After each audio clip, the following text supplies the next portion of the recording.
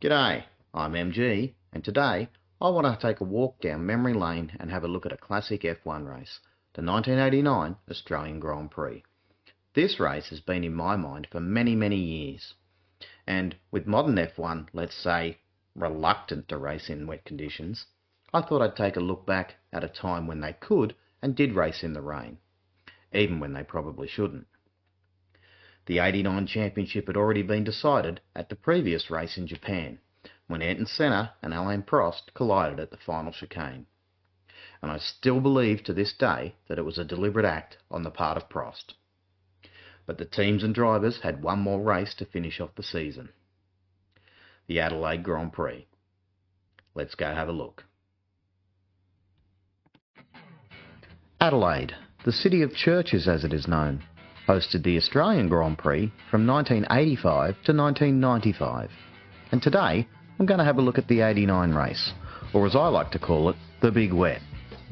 Well, the first Big Wet, because 2 years later it poured with rain and they had to stop the race, and it's a whole different video, and never mind.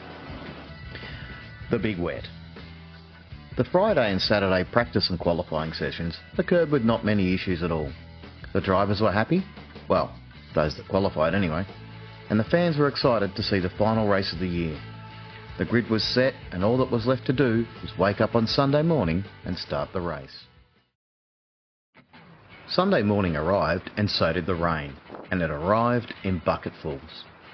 The morning warm-up session was run in the dry before it started to rain, and no one was really sure what was going to happen.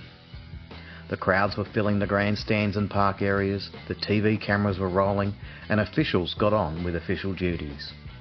The trackside entertainment was taking place, with the entertainers getting absolutely drenched.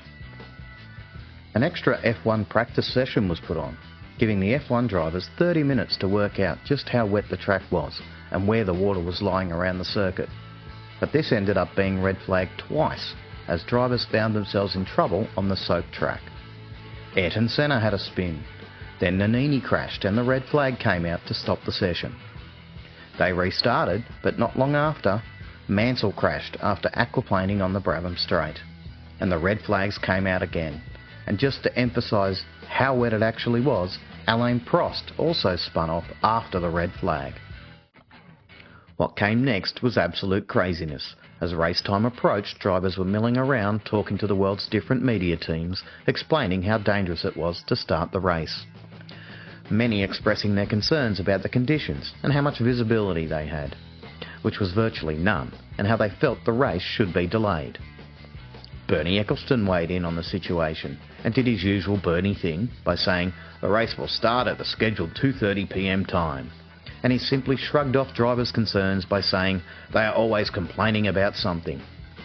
While driver after driver tried to voice their concerns, Ayrton Senna sat resolute in his car waiting for the race to get underway, and the officials simply conducted the meeting as planned. The 1 minute board was raised and Prost had had enough.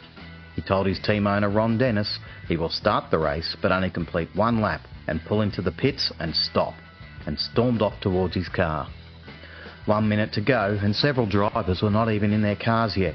This had turned into complete chaos, with drivers still walking down pit straight, hurrying to their cars as the flag was waved for the start of the warm-up lap.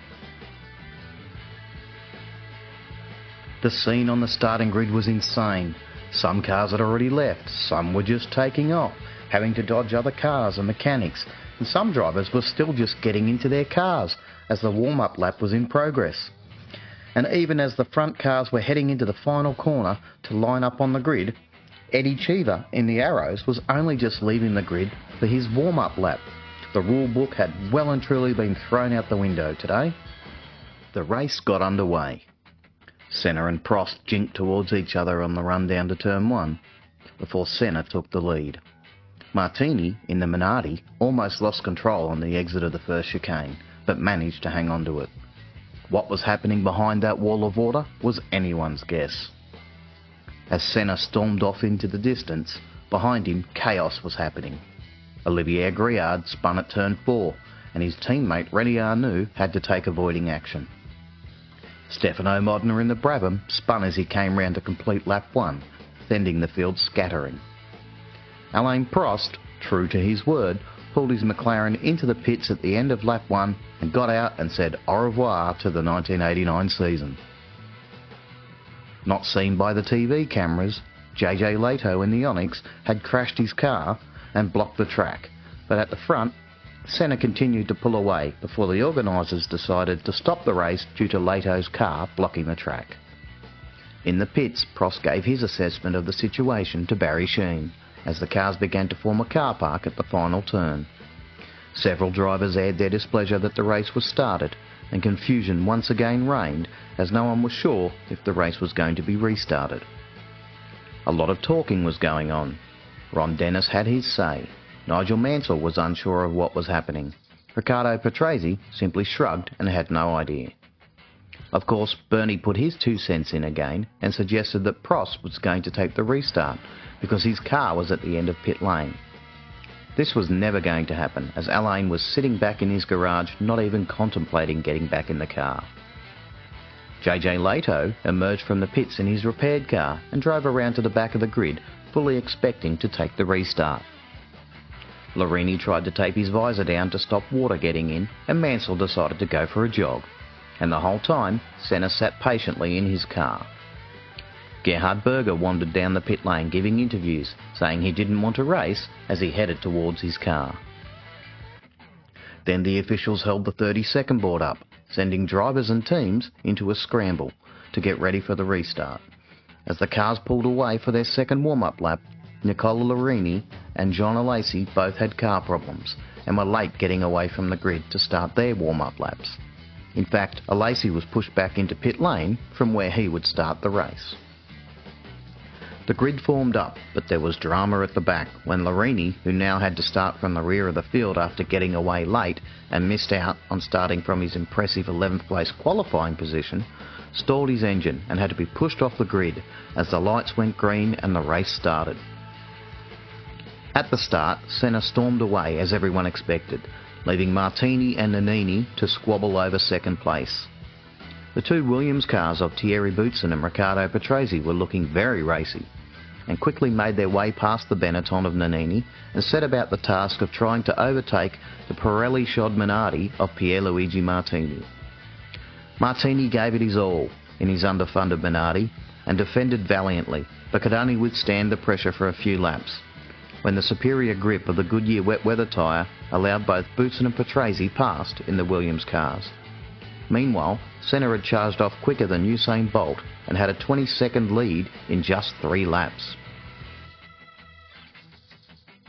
Towards the back, René Arnoux and Eddie Cheever came together, causing Arnoux to spin his Ligier and get it beached on the curb, causing his retirement in his last Grand Prix start ever. The rain appeared to be getting heavier as Senna marched out to a 28-second lead, the view from the rear-facing camera on Martin Brundle's car showing just how bad the conditions were. John Alesi had a wild spin across the grass, but managed to rejoin. And then Gerhard Berger in the Ferrari had contact with Philippe Alliot in the Larousse, causing Alliot to spin and resulting in both cars retiring. Then Derek Warwick crashed his Arrows after a huge spin into the wall, and you can see from his onboard camera that the conditions were almost undrivable.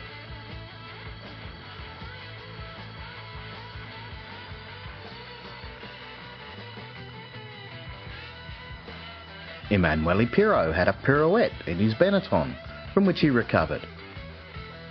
And then Riccardo Patrese overtook Thierry Boutsen for second place, and tried to break away from his teammate until he too had a half spin after hitting a river of water flying across the track. Nigel Mansell repeated Senna's practice spin coming onto the Brabham Straight, and the race was turning into a very dangerous event, just as Alain Prost had predicted. Even though he was 28 seconds in the lead, Ayrton Senna managed to find trouble with a spin that would make an Olympic skater dizzy. But in true Senna style, he plucked first gear and continued on in unabated fashion. The 2 Williams cars gave chase, with Boutsen back in second place and Patrese in third. All this action and we're only 12 laps into the 81-lap race. Andrea de Cesaris had 2 laps he'd rather forget, with 2 spins at the same corner, 2 laps in a row. After the second one, he somehow managed to keep going, but he wouldn't last much longer. Then, as the cars came down the Brabham straight, Martin Brundle's Brabham came into sight and was missing his rear wing, and following just behind was Senna's McLaren, missing his front left wheel and suspension.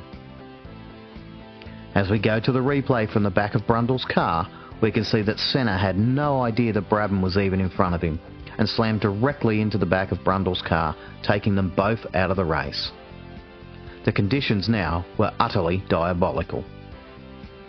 As Senna limped back to the pits, he came across Andrea de Cesaris, who had spun for a 3rd time, but this time he was done for the day. Not to be outdone, de Cesaris' teammate Alex Caffey also crashed, but he only needed to have 1 try to get the job done. Somewhere, not caught by the cameras, Prix had an issue of some kind and fell out of 2nd place. The order was now Boutsen, Nannini, Mansell, with Prix dropping to 4th. Mansell now threw away 3rd place when he crashed his Ferrari. And he wasn't too pleased with how his day had gone. Olivier Griard joined the list of cars that had decided to take a more scenic look around the Adelaide Street precinct.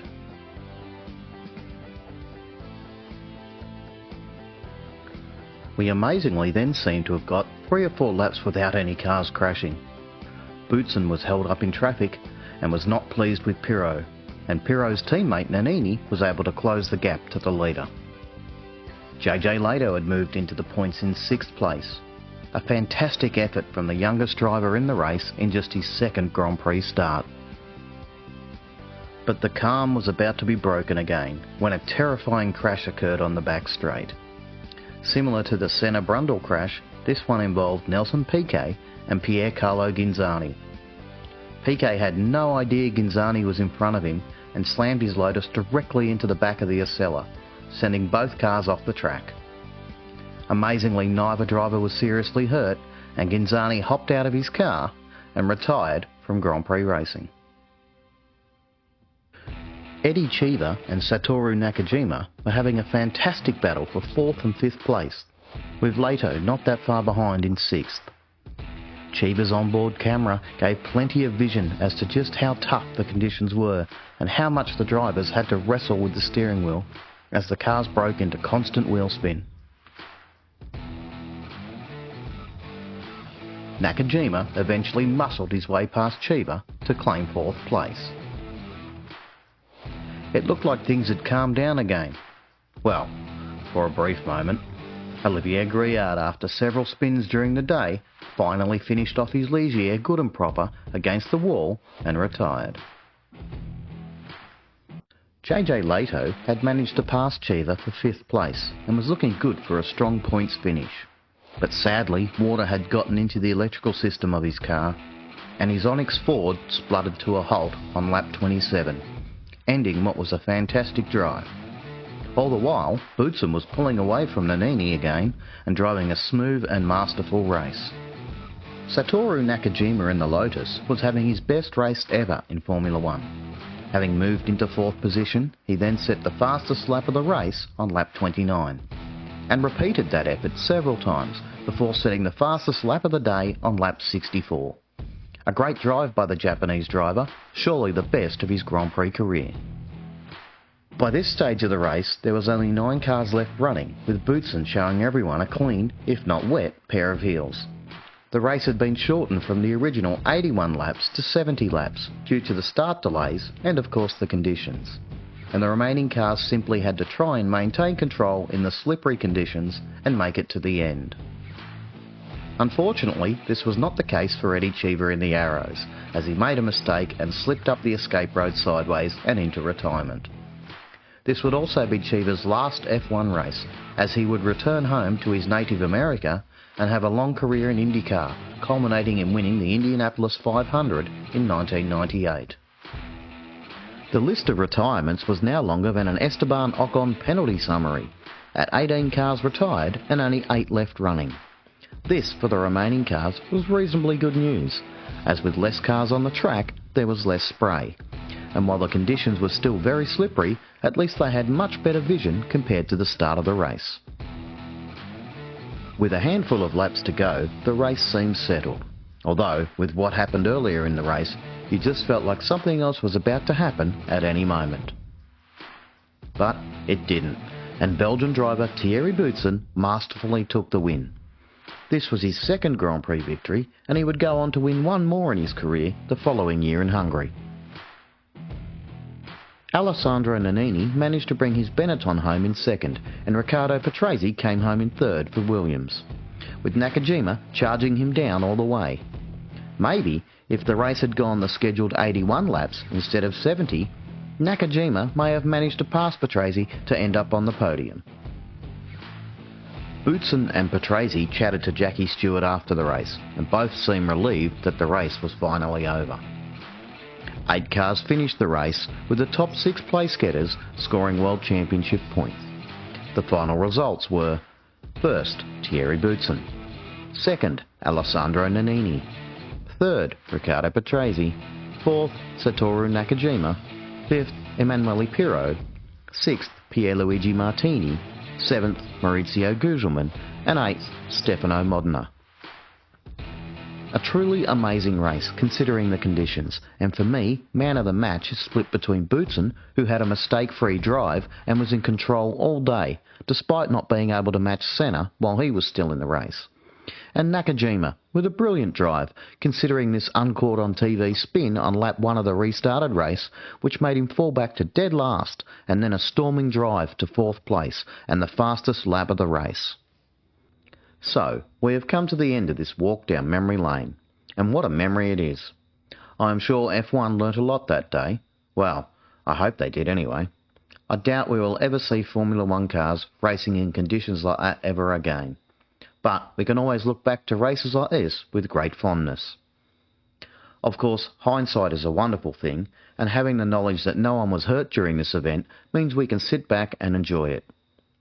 Watching it happen live, however, is a whole different matter, when any decision made by drivers, teams and officials can have some very serious consequences. Thanks for joining me for this look back at one of the most chaotic and somewhat crazy races I think we are ever likely to see. I enjoy taking a look back at some of the classic races from the past, and you never know what might just pop up in the future. I'll see you in the next one.